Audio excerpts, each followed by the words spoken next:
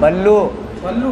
हाँ। क्यों हत्या की, क्या मामला था? क्यों हत्या करी? मोहब्बत में धोखा दे दिया। अच्छा। और धोखे तो देने की सजा एक ही है, सिर्फ मौत। बल्लू।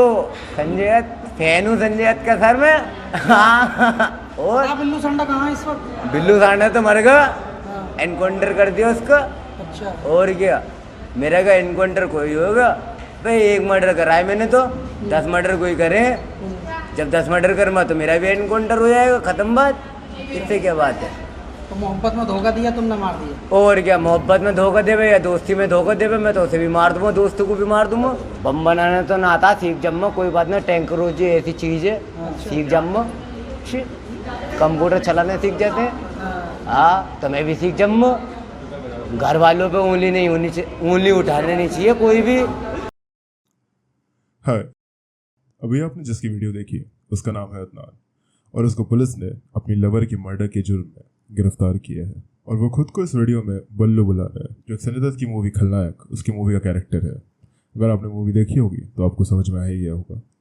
वो इस पूरी वीडियो में ना डरा हुआ है ना सहमा हुआ है, उल्टा वो जवाब दे रहा है और बता रहा है और धमकियाँ दे रहा है कि कैसे वो क्या कर देगा और कैसे वो बम बना के फेंक देगा, और कई कई चीज़ है जो आपने देखी।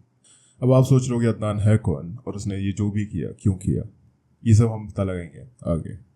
So without any further do, let's get right into it.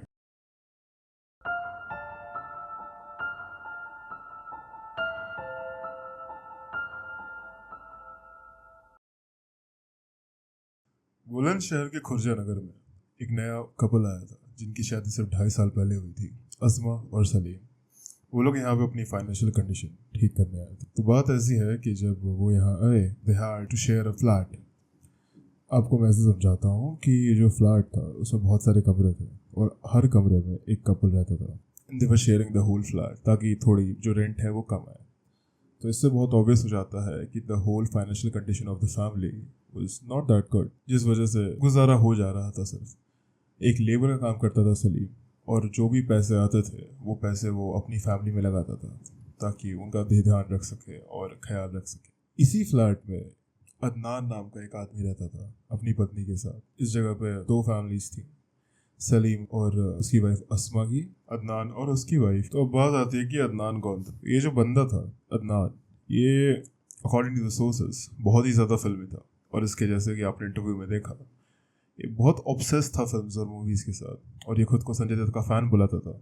इसकी इतनी बुरी हालत थी कि ये अपनी नॉर्मल लाइफ में भी बहुत फ्लैम्बॉयंट था, और मूवीज़ के बारे में बात करता था और उनके डायलॉग्स बोलता था, और खुद को वो कैरेक्टर समझता था। So this is how it goes. वो बंदा था तो बहुत शोई और एक कैरेक्टर ही था, बट कहीं ना कहीं कैसे ना कैसे अस्मा को वो पसंद आ गया था। तो अस्मा और अदनान के बीच का प्यार अब वो फाने ले रहा था।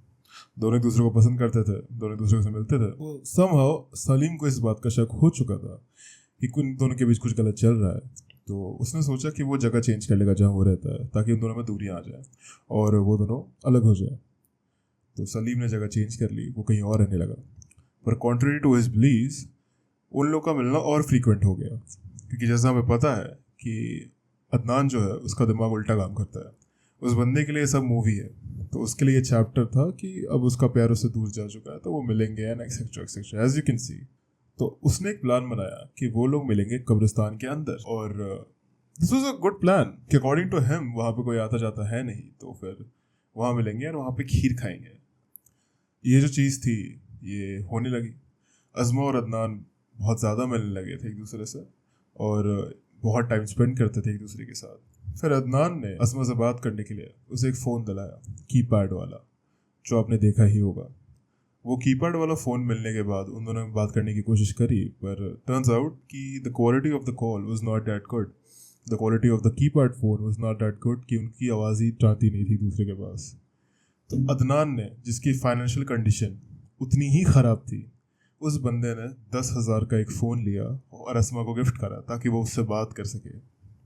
Which is hilarious if you think about it, क्योंकि उसके पास रहने के लिए पैसे नहीं है, खाने के लिए पैसे नहीं है, पर वो अपनी गर्लफ्रेंड, किसी और की बीवी के ऊपर इतना पैसा खर्च कर रहा है ताकि वो उसके साथ रहे। तो that just makes you think and realise how crazy he was. अब ये सब चल रहा था, तो सलीम को कहीं ना कहीं पता था कि ये सब क्या हो रहा है। और जैसे अदनान की जो बीवी थी और अज़मा का पति सलीम। इन दोनों को अब वो दोनों इग्नोर करना शुरू कर चुके थे, दोनों को ज़्यादा टेंशन भी नहीं मिलती थी। सलीम ऐसा नहीं था कि वो नहीं जान रहा था या फिर वो इग्नोर कर रहा था। He knew what was up but he couldn't do anything about it because क्या ही करें। तो he just let it be. और अज़मा को भी कहीं ना कहीं जो अटेंशन उससे मिल रही थी अदनान से, वो उसे बहुत पसंद आ रही थी कि लोग उस पर इतना पैसा खर्च कर रहा है, वो इससे इतना प्यार करता है। हम इससे समझ सकते हैं कि अदनान कैसे सोचता था या फिर उसके दिमाग में क्या चलता था, क्योंकि उसके पास पैसे नहीं थे, वो अपनी फैमिली को भी पैसे नहीं दे रहा था, पर वो एक औरत पे इतनी पैसे खर्च कर रहा था जो उसकी बीवी भी नहीं थी।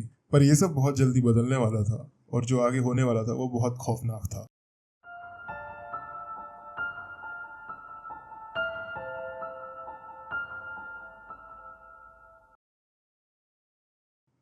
अब बात शुरू ये होती है कि अदनान ने जो आज़मा को फ़ोन दिलाया था, जब अदनान उसे कॉल करता था तो Azma didn't used to pick up the call या फिर वो बिजी ही आती थी।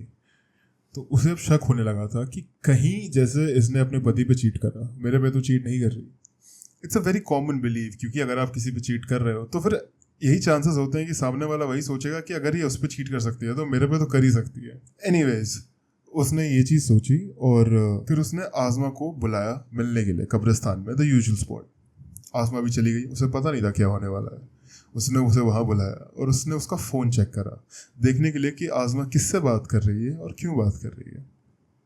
टर्न्स आउट आज़मा के फ़ोन में बहुत सारे लड़कों के नंबर थे, अदनान, सलीम एंड हिम। तो इतने लड़कों के नंबर देख के उसका दिमाग ख़राब हो गया। अब rather than waiting for Azma to give explanation, he just went ahead and उसके बोलने के कुछ पहले ही उसने उसके गले पे चाकू मार दी and she just died there कुछ ही सेकेंड्स में। उसे बस ये कंफर्म करना था कि उसके साथ जो भी हो रहा है या फिर उसका जो शक है वो सच है कि नहीं। He planned to kill her all along, और वो जगह इतनी शांत थी, सुबह सुबह का टाइम था, तो कौन ही जाता है कब्रिस्तान में। That's why probably no one knew about it. इसी तरह उसने आज़मा का खून कर दिया and he hoped कि no one would know. How would anyone know? But he forgot कि असल ज़िंदगी में चीज़ें बहुत अलग होती हैं।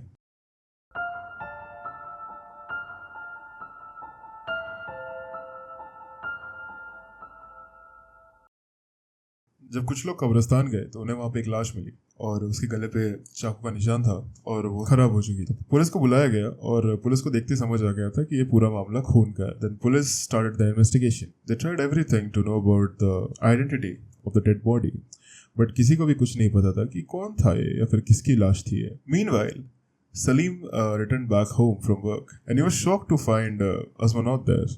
So he tried everything he could to find her. जब सब कुछ उसने कोशिश कर ली, एंड में वो पुलिस स्टेशन गया और उसने बोला कि उसकी पत्नी गायब है।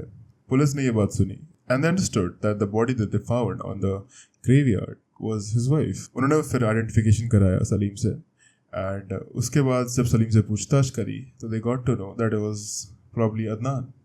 पुलिस अब अदनान को अरेस्ट करने गई और उन्होंने उसे अरेस्ट करा। पर मज़े की बात यह है कि जब पुलिस उसे अरेस्ट करी थी, ना उसने रेजिस्ट करा ना उसने भागने की कोशिश की। जस्ट सेड कि हाँ मैंने करा है। और फिर इसका जो ये मैंने आपको वीडियो दिखाई थी स्टार्टिंग में, दैट वाज हिज इंटरव्यू, जिसमें उसने सब एक्सेप्ट कर रहा है, जिसमें वो खुलेआम कह रहा है कि उसने करा है, वो बल्लू है एंड ऐसे करने पे ऐसी सज़ा मिलती है एंड व्हाट नॉट। जैसा कि मैंने आपको पहले भी बताया था, वो बहुत फिल्मी है। जब पुलिस उसे लेने आई तो वो कैमरा पे वेव कर रहा था, वो हंस रहा था, वो अपने बाल संवार रहा था। He was acting like it's some sort of movie scene जहाँ पे हीरो को पुलिस पकड़ के ले जाती है for doing something that he should have done it which is morally right. And I don't think it is. It is not. It is highly inappropriate. It is not normal. आपको उसको देख के समझ आ रहा होगा कि उसका जो दिमागी स्थिति है, इस mental health is not on point. कुछ गड़बड़ है उसके साथ या फिर उसके सोचने के तरीके में कुछ खामियां हैं। This was very disturbing for me, क्योंकि जिस तरीके से वो इस चीज़ को कंसिडर कर रहा था, जिस तरीके से वो इस चीज़ों को देख रहा था, in his eyes he did nothing wrong. जिसे उसने जो करा वो सही था। एनीवेज, जब पुलिस ने उसे पकड़ा तो उसने सब कुछ एक्सेप्ट कर लिया। ये वीडियो बाहर आई जो मैंने आपको दिखाई, ये एक रिपोर्टर के साथ उसने रिपोर्ट करा था। It was an interview. अब वो पुलिस के हिरासत में है, अब पुलिस के पास पूरे सबूत भी है, तो शायद वो अब जेल जाएगा या फिर उसे सजा होगी एंड होपफुली अस्मा को वो जस्टिस मिले that she deserves.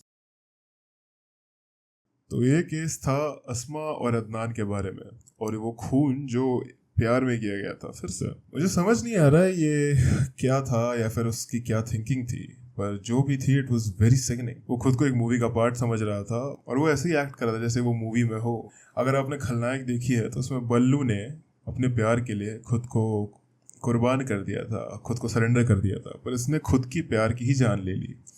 I don't know how does he connect और how does he think, but जो भी हो वो आई एम जस्ट हैप्पी कि वो पकड़ा गया और he got what he had coming. Anyways, this was it for the video. I hope you liked it. If you did, please like the video, share it with your friends और subscribe to my channel for more such videos. And I will try कि मैं और ज़्यादा consistent हूँ. साथ ही साथ I will try to change a few thing. मेरी तबीयत अभी ठीक नहीं है, इसलिए ये वीडियो बहुत ज़्यादा एनर्जेटिक भी ना हो. It's probably different from the way I usually do. That will be it. See you next time. Bye.